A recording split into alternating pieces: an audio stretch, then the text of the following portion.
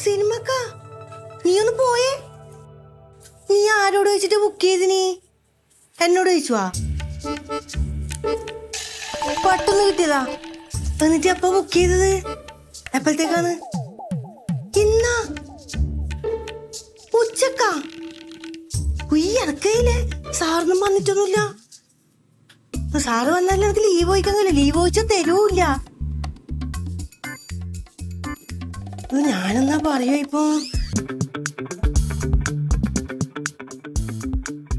സാറിനോടെന്നാ.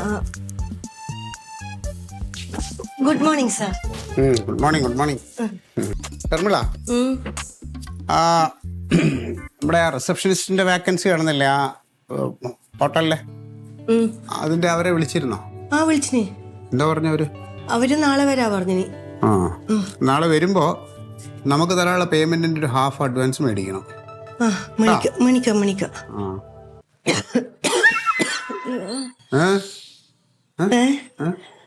അല്ല, എന്തോ ഒരു സാറിന് വേർക്കുന്നുണ്ടാ? വിയർക്കുമല്ലോ. ഞാൻ ഇപ്പൊ അല്ല, കുറെ നാളായിട്ട് ഞാൻ വിയർക്കുക. കുടുംബം പോറ്റാൻ വേണ്ടിയല്ലേ, ഇച്ചിരി വിയർക്കണമല്ലോ. എനിക്ക് നല്ലോണം വേർക്കുകയും ചെയ്യുന്നു, തലയും വേനെടുക്കുന്നു, ചെറിയൊരു ചൂട് വരും പോലെ. സാർ തൊട്ട് നോക്കറാ? വേണ്ട. വേണ്ടേ? ഭയങ്കര തലവേദന. ആണോ? വായിലൊരു കയ്പ്. ആ, അതിപ്പത്തെ കാലാവസ്ഥയുടെ ഇതാണ്. ചൂട് കൂടുതലല്ലേ, വെള്ളം കുറച്ചധികം കുടിച്ചാൽ മതി. ഡീഹൈഡ്രേഷൻ ഉണ്ടാകുമ്പോ ഇതെല്ലാം വരും. വെള്ളമെല്ലാം കുടിക്കുന്നുണ്ട്.